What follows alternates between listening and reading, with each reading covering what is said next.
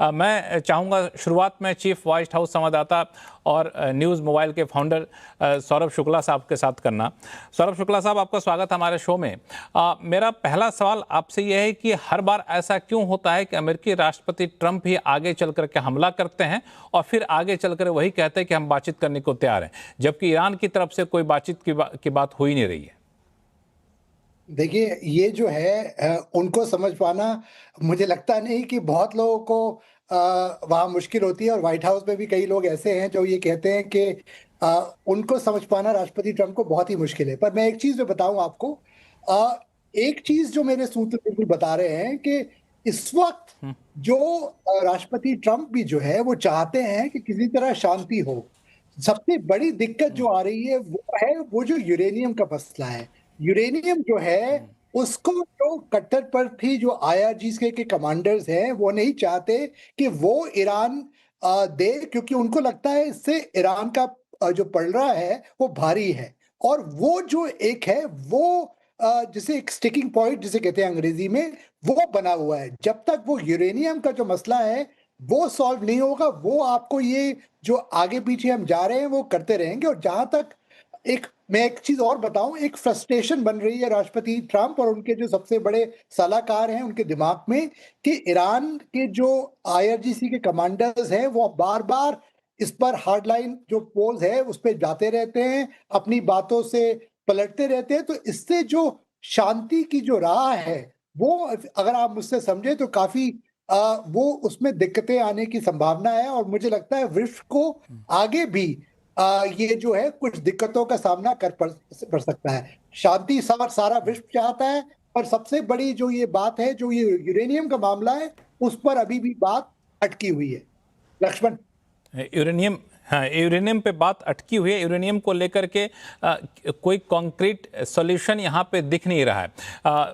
Iran नहीं चाहेगा कि यूरेनियम को जल्दी नष्ट किया जाए, या फिर शायद ईरान ये भी नहीं चाहे कि ऐसे लोगों के हवाले किया जाए जो अमेरिका के सरपरस्त हो। कमर आगा साहब जुड़े हुए हैं। कमर आगा साहब, मैं आपसे पूछूं, यूरेनियम को लेके ईरान के पास विकल्प क्या है? ऐसा विकल्प जिस पर कुछ हद तक अमेरिकी राष्ट्रपति ट्रंप को भी सहमत कराया जा सके? देखिए, कई एक विकल्प हैं। ये पहले भी इस पे बात हुई थी, अभी भी नहीं बल्कि प्रेसिडेंट ओबामा के समय में भी। उनका कहना ये है कि इसको हम डाइल्यूट कर लेंगे। एक तो ये है प्रपोज़ल कि 3.5 यानी 5% से नीचे ले आएंगे, और दूसरा प्रपोज़ल ये भी है, बहुत से लोगों ने ये भी प्रपोज़ किया था कि जो अमेरिका चाहता है कि इनरिचमेंट बंद हो, तो उसके लिए ये एक बहुत से देशों ने, ईरान में भी कुछ इस तरह की बातें हुई थी कि वो कुछ समय के लिए यूरेनियम इनरिचमेंट को बंद कर सकते हैं, क्योंकि उनके पास ऑलरेडी 60% इनरिच यूरेनियम है, जिसको वो डाइल्यूट करके अब उनका जो पीसफुल न्यूक्लियर प्रोग्राम है, जैसे कि पावर जनरेशन या आइसोटोप्स का बनाना या हेल्थ रिलेटेड जो उनके पास है, जिसकी उनको काफ़ी ज़रूरत है, उसके इस्तेमाल के लिए वो रखेंगे। लेकिन वो एक चीज़ पे राज़ी नहीं हो रहे हैं। वो कहते हैं कि IAEA यानी इंटरनेशनल एटॉमिक एनर्जी एजेंसी और यूनाइटेड नेशन ने एक चीज़ उनको दी है, वो क्योंकि वो सिग्नेटरी हैं NPT के, न्यूक्लियर नॉन प्रोलिफरेशन ट्रीटी के, तो ये कहते हैं कि इनरिचमेंट तो हम करेंगे, उसको हम बंद नहीं करेंगे। 0% नहीं होगा इनरिचमेंट किसी भी शर्त में, हमारा ये राइट है, सॉवरेन राइट उसको वो कहते हैं। और वो ये कहते हैं कि हम उसको रिड्यूस करके, जैसे पहले ओबामा के पीरियड में हुआ था, और वो इस पे भी राज़ी हैं कि UN इंस्पेक्शन अल्टीमेटली वहाँ पे होंगे, जिस तरीके से IAEA के जिस तरह पहले हो रहे थे। कैमरे वहाँ पे अभी भी हैं मौजूद, जो कि आजकल बंद हैं।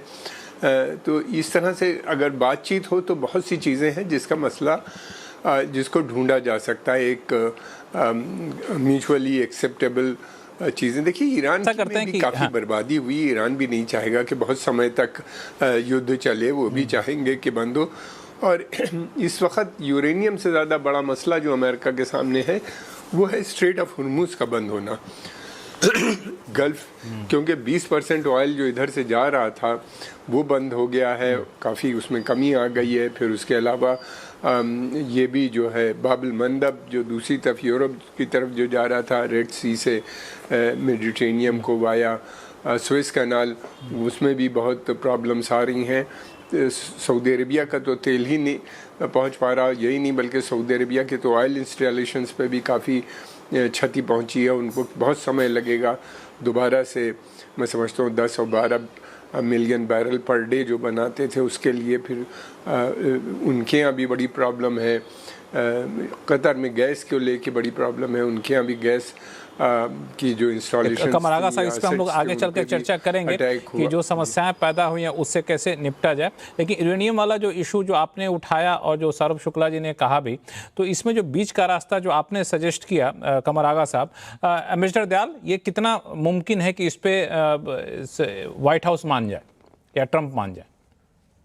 लक्ष्मण जी, पहले तो अपने शो में बुलाने के लिए बहुत बहुत धन्यवाद। और आज का पैनल जो आपने चुना है वो मेरे लिए बहुत ही खास है। देखिए, सौरभ शुक्ला साहब के साथ तो मेरी बहुत पुरानी और घनिष्ठ दोस्ती है। कमर आगा साहब मेरे स्कूल के सीनियर हैं और प्रोफेसर स्वरण सिंह और नरेश कौशिक जी हमारे साथ कितने डिस्कशंस में साथ रह चुके हैं। तो आपने मुझे इसमें शामिल किया, आपका बहुत बहुत धन्यवाद। अभी बात हो रही है कि यूरेनियम एनरिचमेंट की और स्ट्रेट ऑफ हॉर्मुज की।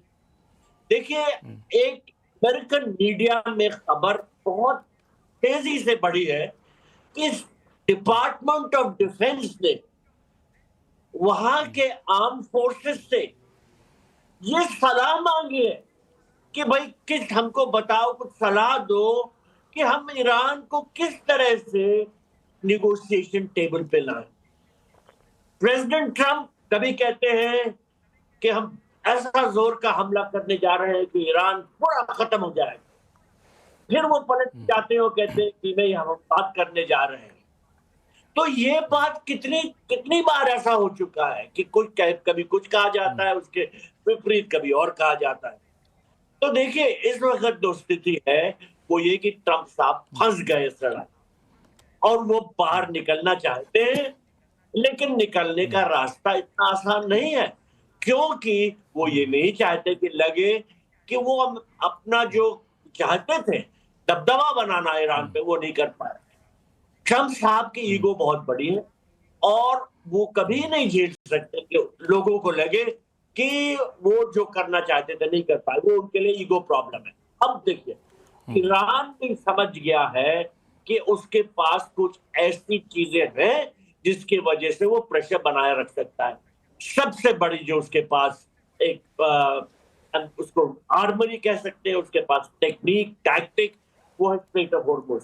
देखिए, ये लड़ाई के पहले तो स्ट्रेट ऑफ हॉर्मुज का मसला कुछ था ही नहीं, फ्री ट्रैफिक चलता था वहां। लेकिन इस लड़ाई में ईरान ने ये देखा कि स्ट्रेट ऑफ हॉर्मुज को रोकने से उसका पल्ला भारी हो गया। और क्या वो स्ट्रेट ऑफ हॉर्मुज को इतनी आसानी से खोलेगा? ईरान ने कहा है कि बातचीत हो रही है ओमान के साथ और कुछ अच्छे नतीजे निकल रहे हैं, लेकिन जहां तक मीडिया में खबरें आ रही हैं, ईरान वहां पर टोल लगाएगा, ईरान कीमत वसूलेगा। क्योंकि देखिए, ईरान को इतना नुकसान झेलना पड़ा है, वो कहां से उसको फिर से रिपेयर करेगा? ट्रंप साहब ने कहा था $70 billion will be arrange, 7 billion भी नहीं हुए। तो क्वेश्चन ये है कि अगर ईरान जो है लड़ाई बंद करता है तो किन शर्तों पर वो चाहता है कि उसकी शर्तें मंजूर हो, स्ट्रेट ऑफ हॉर्मुज पे इसका कंट्रोल बना रहे। और जहां तक यूरेनियम एनरिचमेंट की बात है, अब तो अमेरिका भूल जाए कि ईरान कभी मानेगा कि IAEA इंस्पेक्शन होंगे। ईरान ने बहुत मार झेली और वो सोचता है अब और आगे क्या कर सकते हैं ट्रंप साहब, क्योंकि ट्रंप साहब ने खुद कह दिया है कि ईरान के ये जो एनरिच्ड यूरेनियम के स्टॉक पाइल्स हैं, ये बहुत गहरे जमीन के अंदर गड़े हुए हैं और उनको हटाने के लिए अमेरिकन डिफेंस एनालिस्ट का कहना है कि आपको ग्राउंड फोर्सेस भेजने पड़ेंगे। क्या अमेरिका ग्राउंड फोर्सेस भेजने को तैयार है? बिल्कुल नहीं तैयार। तो इन सब वजहों से अब ये लड़ाई किस तरह से खत्म होगी ये कहना मुश्किल है, लेकिन ईरान का पल्ला थोड़ा भारी।